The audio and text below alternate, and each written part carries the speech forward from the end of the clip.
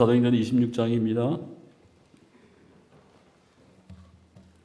사도행전 26장 1절로 18절까지 말씀입니다. 교도하시겠습니다. 아그리빠가 바울에게 이르되 너를 위하여 말하기를 너에게 허락하노라 하니 이에 바울이 손을 들어 변명하되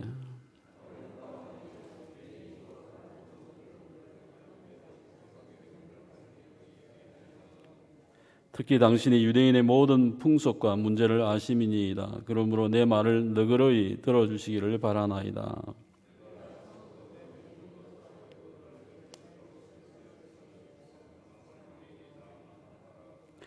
일찍부터 나를 알았으니 그들이 증언하려 하면 내가 우리 종교의 가장 음한 판을 따라 바리새인의 생활을 하였다 할 것이라.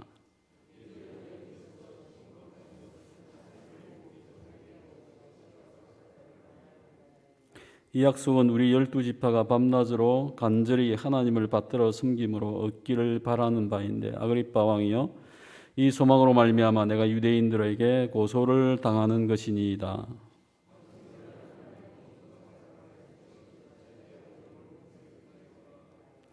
나도 나사렛 예수의 이름을 대적하여 많은 일을 행하여야 될 줄 스스로 생각하고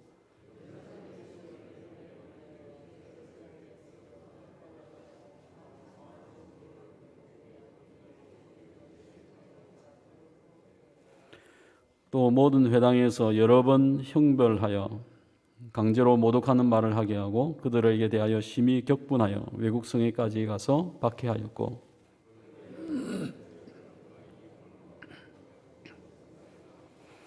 왕이여 정오가 되어 길에서 보니 하늘로부터 해보다 더 밝은 빛이 나와 내 동행들을 붙들러 비추는지라.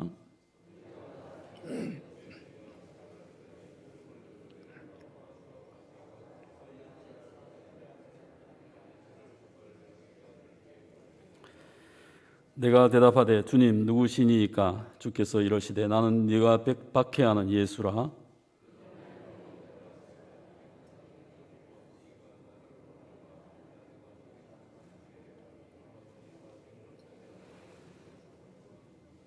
이스라엘과 이방인들에게서 내가 너를 구원하여 그들에게 보내어 그 눈을 뜨게 하여 어둠에서 빛으로 사탄의 권세에서 하나님께로 돌아오게 하고 죄사함과 나를 믿어 거룩하게 된 무리 가운데서 기업을 얻게 하리라 하되이다. 아멘.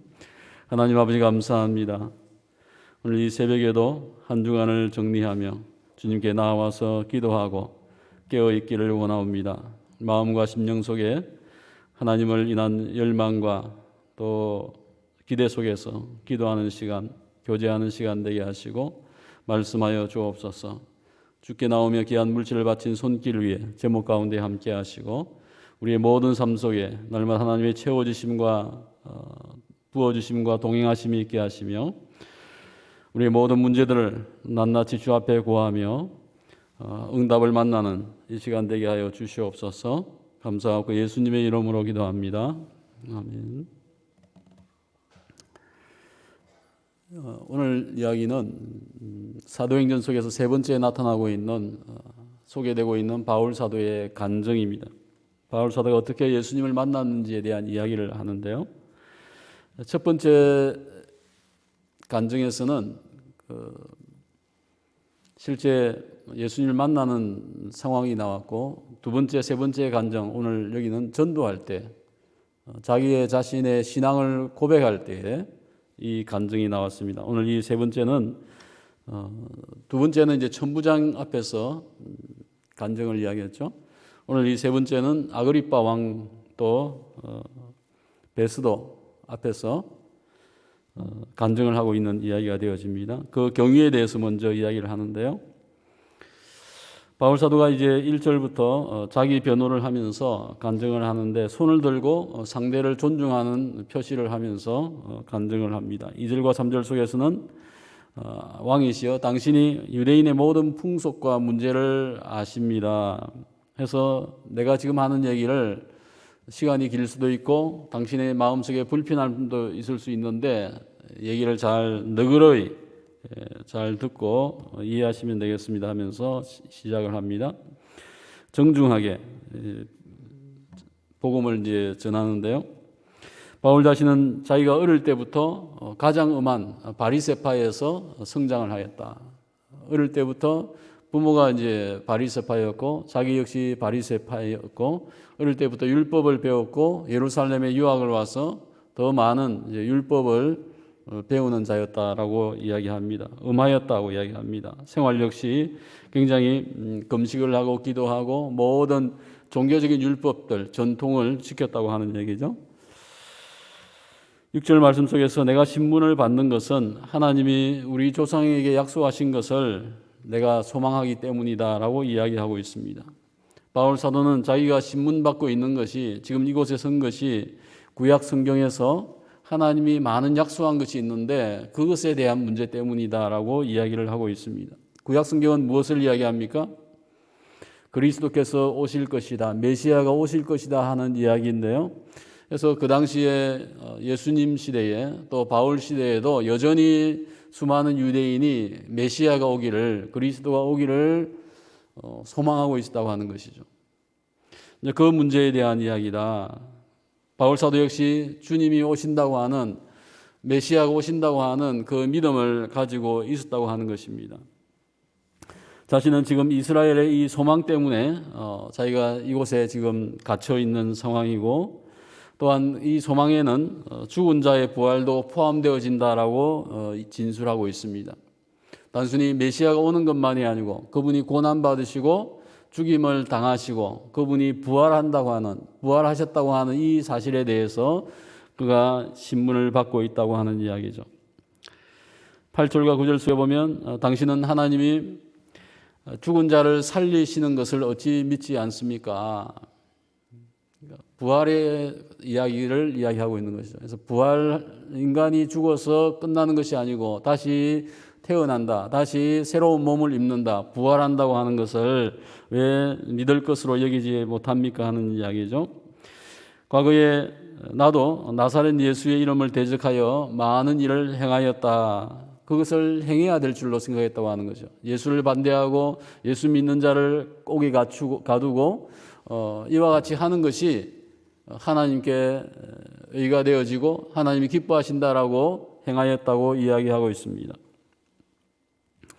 바울은 자신을 죽이려고 고소한 유대인들과 지금 자기를 고발하고 있는 자들과 나도 똑같은 자였다고 하는 얘기죠. 나도 교회를 핍박하였고 예수의 이름을 이 세상에서 제거하기 위하여서 힘썼던 자였다라고 이야기하고 있는 것입니다.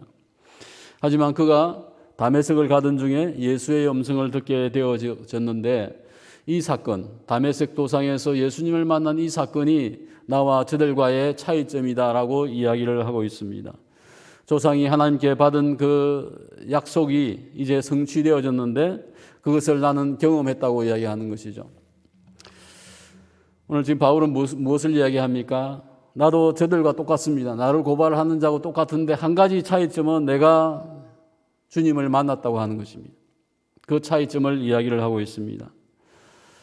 때문에 성경을 해석하는 게 달라졌고요. 인생이 달라졌고 삶이 달라졌고 나는 지금 감옥에 갇혀 있는 것입니다.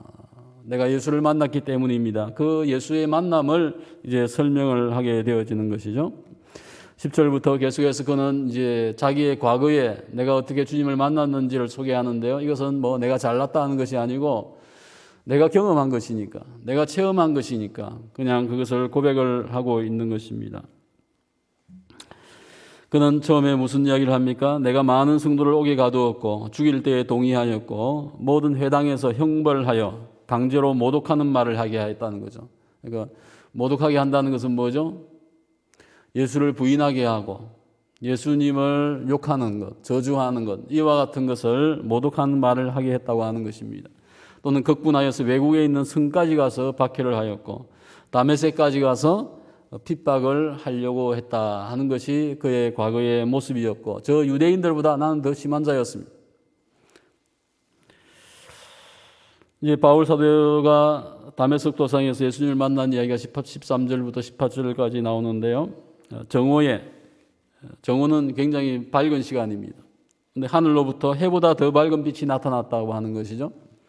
이미 밝은 시간 속에 세상에 존재하지 않는 그 빛, 그 엄청난 빛을 만났다라고 이야기하고 내 동행들을 둘러 비추었습니다라고 이야기합니다. 그때 히브리 말로 하늘로부터 음성이 들렸다고 이야기합니다. 사울아 사울아. 길을 가고 있는데 큰 빛과 함께 거꾸로 넘어진 것이죠. 음성이 들렸습니다. 그런데 그분이 누군가가 나의 이름을 불러줍니다. 사울의 이름을 지금 바울 사도를 이야기하죠. 그의 이름을 불러주는 것이죠. 그 이야기는 무슨 얘기입니까? 내 이름을 알고 있는 그분이 내가 지금 무엇을 하고 있는지를 알고 있다고 하는 것입니다. 그러면서 가시채를 뒷발질하기가 너에게 고생이다. 가시채를 뒷발질하는 것이 어떤 상황이겠습니까? 소를 키운다든지 가축을 키울 때에 이 당시 유대인은 어떤 나무의 끝에다가 목 같은 것을, 가시 같은 것을 박아가지고 아주 날카롭겠죠. 그것을 가지고 소를 몰고 가축을 다루었다고 이야기합니다. 그때 사용하는 것이 가시채인데요.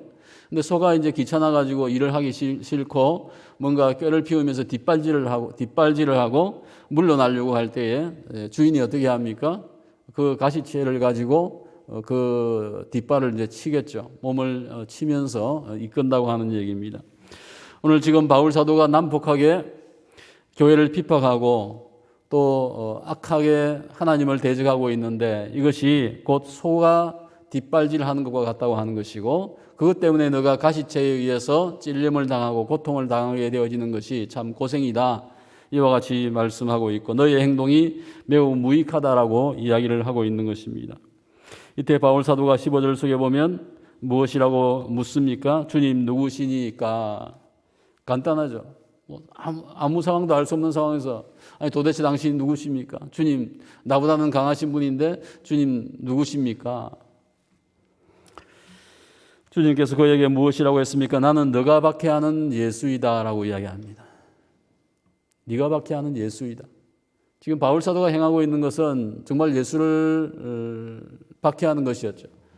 예수의 교회를, 성도를, 또 예수의 이름을 세상 속에서 제거하는 것이 그의 사명이었다라고 생각했는데 오늘 그 주님이 그에게 나타나셔서 나는 네가 박해하는 예수이다.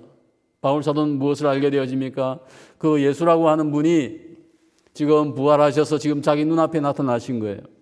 자기가 제거하려고 없애려고 했던 그분이 자기를 찾아와서 자기의 이름을 불러주신 것입니다. 그래서 그는 이곳에서 예수님을 만나게 되면서 그의 모든 인생이, 사상이, 철학이, 신학이, 삶이 완전히 180도 바뀌는 인생을 살게 되어지는 것입니다.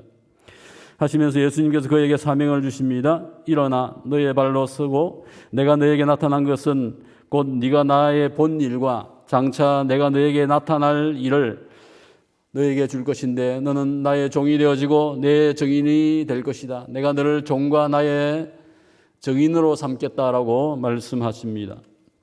이것이 바울 사도에게 주신 사명이었죠. 주님이 그에게 나타나신 목적이 무엇입니까? 네가 지금 나를 보았는데 이것과 또 장차에 대해 내가 너에게 계속 해줄 계시가 있는데 그것을 가지고 나의 종이 되어야 한다고 하는 것이죠. 이제는 너는 나의 종이다 라고 이야기하시면서 또한 너는 나의 증인이 되어야 된다라고 말씀하고 있습니다. 이것이 오늘 바울 사도가 예수님을 만나면서 단순히 중생의 체험만이 아니고 사명과 사역과 소명을 받는, 동시에 받는 특별한 은총의 시간이었다 하는 것을 보게 되어집니다. 하면서 내가 너를 이스라엘과 이방인에게 보낼 것이다 라고 17절과 18절 속에서 이야기를 하고 있습니다. 이스라엘과 이방인 가운데 보내겠다. 특별하게 바울 사도에게 주신 사명이었고 너는 이방인의 눈을 뜨게 하여서 어둠에서 빛으로 나아오게 하고 사탄의 권세에서 하나님께 오게 하는 사명이 있다. 죄사함을 받고 예수를 믿어서 성도가 되어지고 천국을 상속받게 될 것인데 이와 같은 말씀을 너가 증거해야 된다라고 말씀하셨다라고 바울 사도가 지금 아그리빠 왕 앞에서 지금 간증을 하고 있습니다. 17절과 18절 속에 있는 이 어두움에 갇혀 있는 자를 빛을 주어서 이끌고 하나님께 인도한다고 하는 것은요, 구약의 메시아에게 주신 사명입니다. 예수님에게 주신 사명이었죠. 예수님께 이 땅에 오셔서 감옥에 갇힌 자를 구해 주셨고요. 또 병든 자 약한 자를 걷게 하시고 고쳐 주시는 사명이 있었습니다. 그 사명을 이제는 예수님께서 누구에게 부탁합니까? 바울 사도에게 위임을 하고 있는 것이죠.